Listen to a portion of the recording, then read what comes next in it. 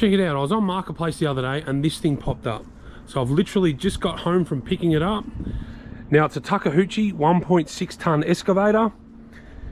And the story I got with it is he was using the thing for years and years. The guy owned it for like 10 years. The track broke, so he started using his other machine, and this one has sat ever since. Hence the missing track. Now I do have the idler assembly in the car. These tracks are actually retractable as well. And just from running the thing, loading it onto the trailer, it runs really good. I mean, it was a cold morning this morning when I picked it up, and it fired straight up. Everything seems to operate just from watching him operate it, and me, because I had to sort of hook the winch up on the trailer as he was tracking the thing up on the ramp. So I was going to take the truck on it and almost try and pick it up with the crane, but I thought if I get stuck and it can't pick it up, I don't want to have to drive all the way home to drive all the way back with the trailer. So, but I already went ahead and got a new set of tracks there. So I think we'll start it up, we'll flick round and put that track on, and then we can unload it off the trailer and get a better look at this thing.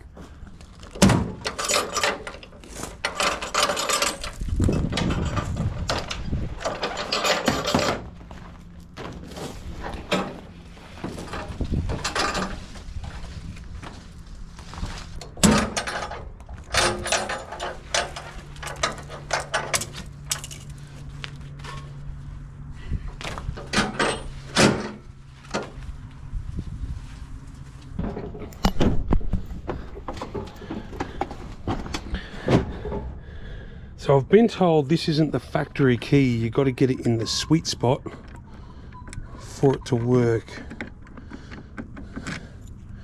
And I'm not finding the sweet spot.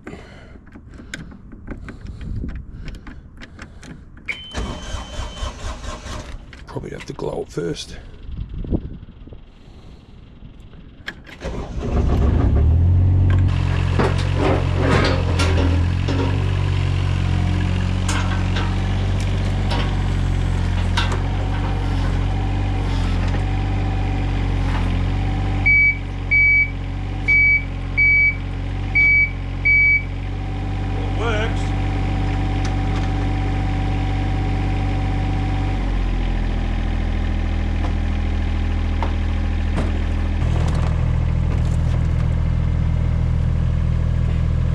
Rollers still feel alright. Oh, we've got one crook roller down there by the looks of it.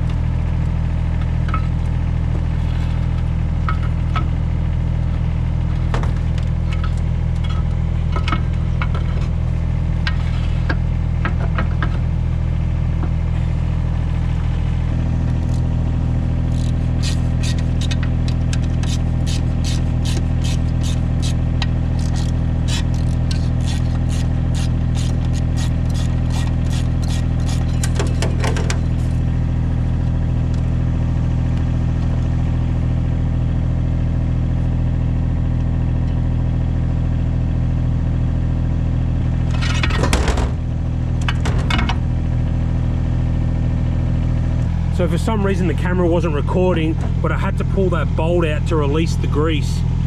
And I've just got to spin this back to where it was, and then we can slide the idler in.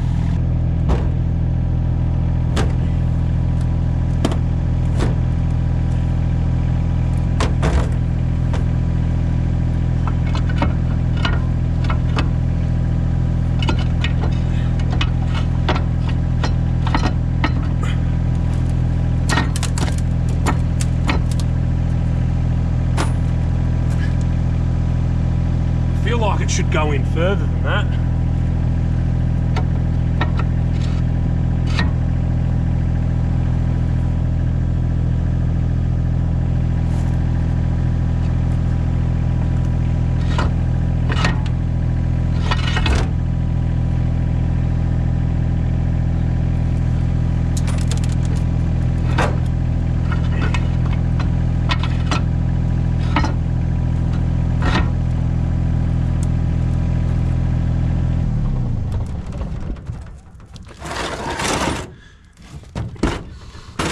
Maybe that's our first problem. Oh no, it's saying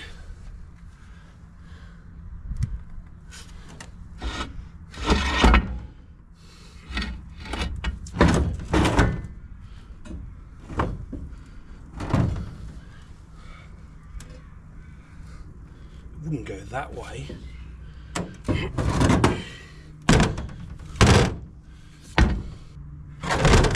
It's not bent, is it? There's actually no play in that idler too. Feels pretty good.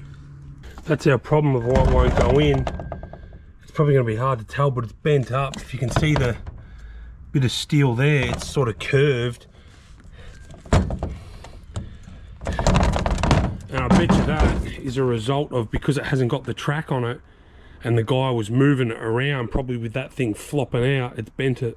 So to get around the bend in it, I think we might pull the piston right out, seat that in the machine, and then push the rest of this idler fork in it, because that's a massive bit of steel to be bent there. And I'm wondering if it's just the spring that's gone out of whack, seeing as it's not in the machine. And I can't back that spring off because it'll be rusted in there.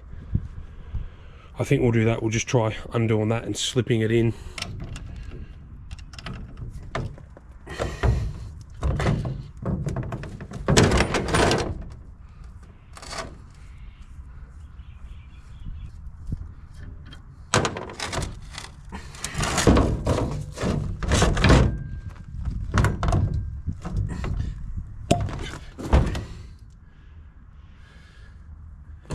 The seal actually looks all right in there. I think we'll just give this a bit of a wipe.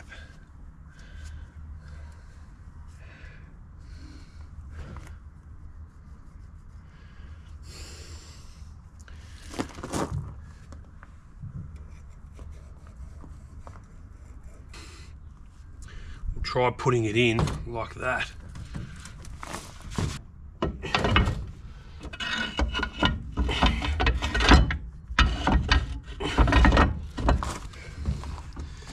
Now,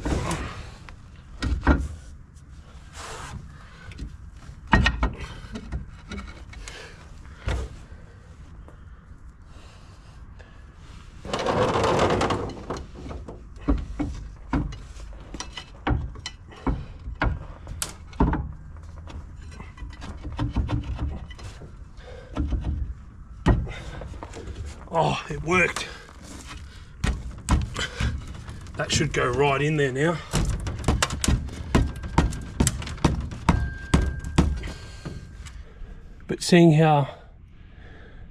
See how it's pushed through now? It wasn't doing that a minute ago. You can see it's sort of facing up a little bit anyway.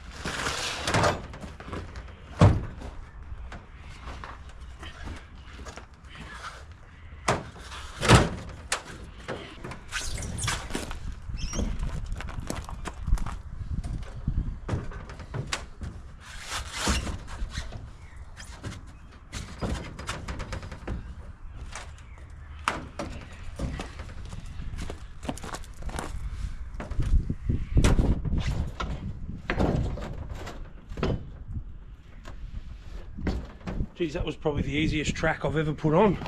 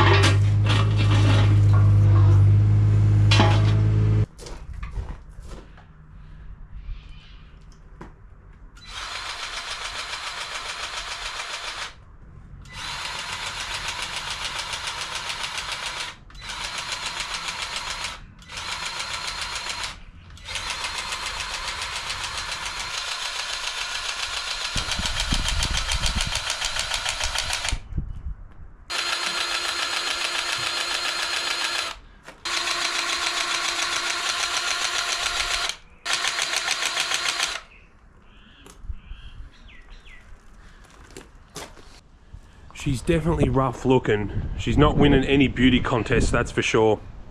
But it seems to start, run and operate really well. Like every function works. I haven't yet tried expanding and contracting the track, so I've got to do that.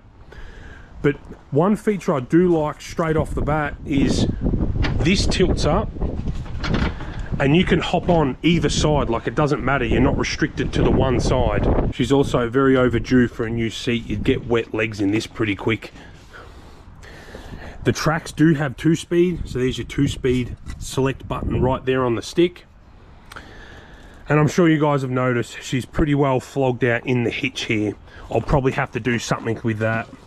Like just jiggling it here, you can see how much it moves. There's a lot of that in just the bucket pin. Like on the mud bucket pin, that is nearly worn to halfway.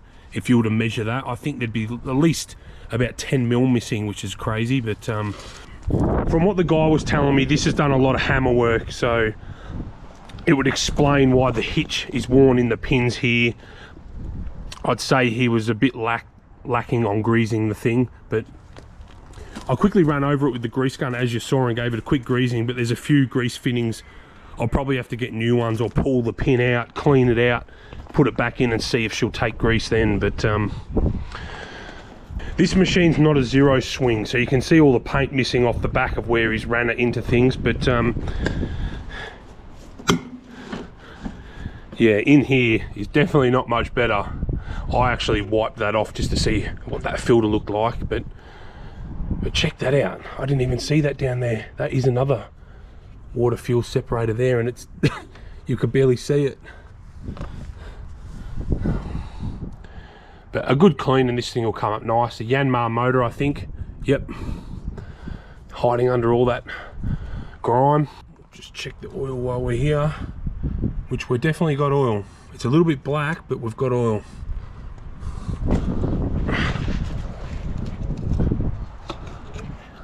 We've got no signs of water. We'll probably have to top that up. But I reckon before we go servicing this thing, let's go and test it out. But before we do, let's see if those tracks will expand and contract. There's actually a little lever down here. You push that down and then you use your blade function to expand and contract them. Let's see how she's going to fire up. If I can get it. Just glow it for 10 seconds.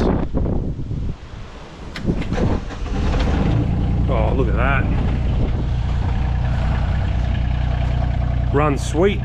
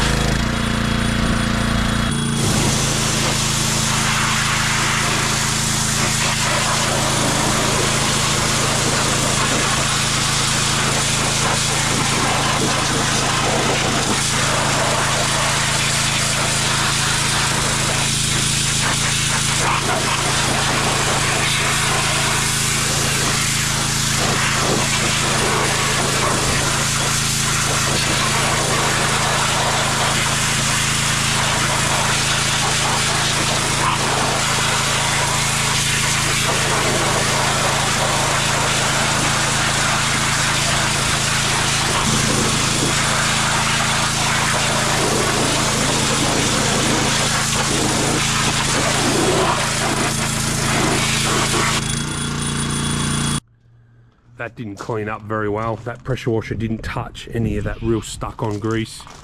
I'm gonna need to hit it with my hot wash. But check out in the back here, it came up like new. You can actually see the fuel filters now.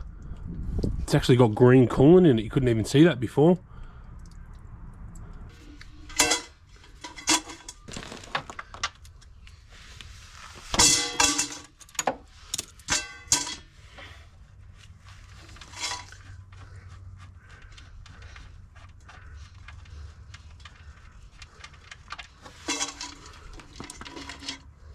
She's very black. Very black.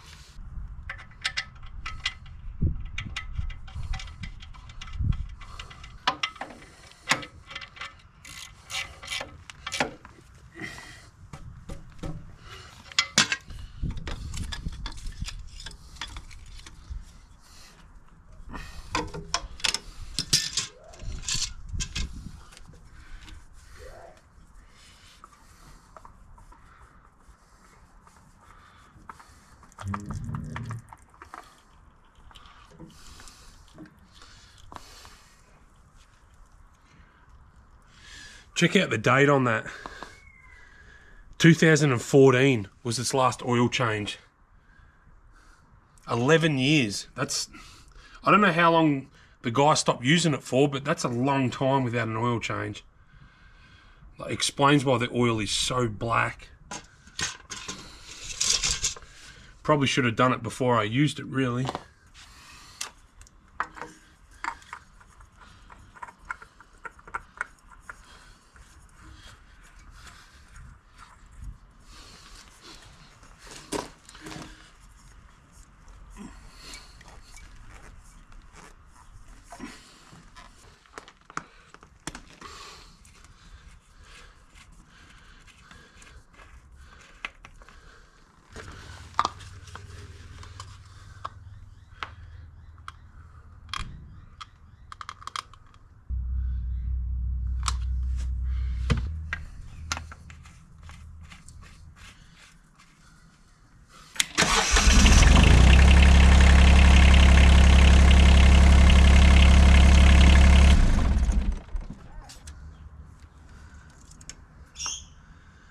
Just got to add a little bit. It's not quite at the right mark.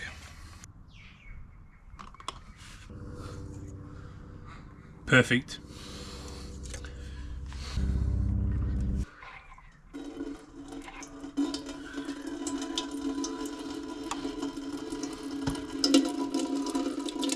The coolant's actually surprisingly pretty clean in it.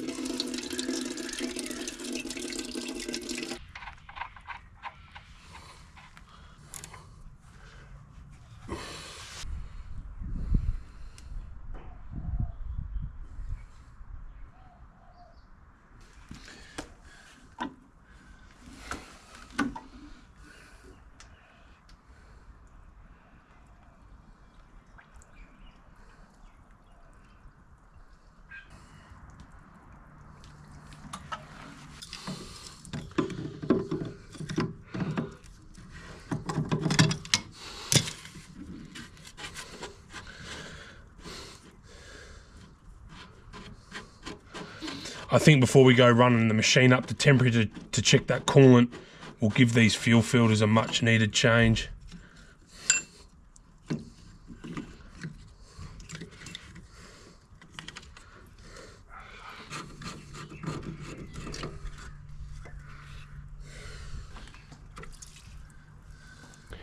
+10 years of not being serviced, they actually don't look as bad as what I thought they were going to. Inside that one, you can just see it is full of crud in the bottom, so I'm hoping I can just replace that. But you probably could wash that out, but I don't think you'd get it all out.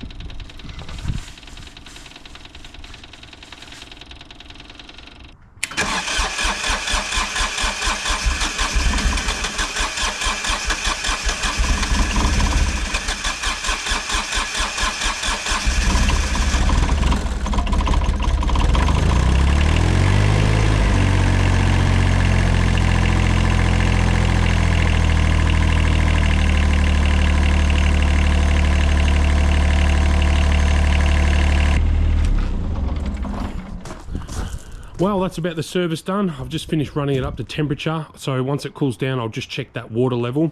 So I originally bought this to make a few bucks on. Now I'm about 8,500 into it as it sits.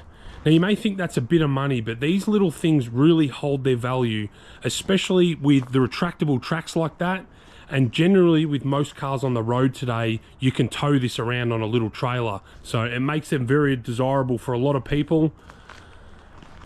But I'm a little bit hesitant on selling it now. Like, again, with those retractable tracks like that, it would make it very handy to fit. Like, I've had a few jobs in the past where I really could have used something like this. Especially if you take the top off it, it can really squeeze in those real tight places. So now with the front hitch on this thing, I'm not sure what I'm going to do. Do I spend the time and weld it all up and fix it all up, or I priced one and it comes with the 2 new pins? It's about $500 or $600, so I'm not quite sure what I want to do yet. It still needs a new seat on it. I'd like to put a new key and ignition stuff in it. It's kind of annoying. You got to sort of find that sweet spot, like I said earlier, and if you're in a rush or you're trying to move it quickly, you're sitting there trying to fiddle with it and it just gets annoying. So, but I think I'm going to end the video off there. Let's go do something else.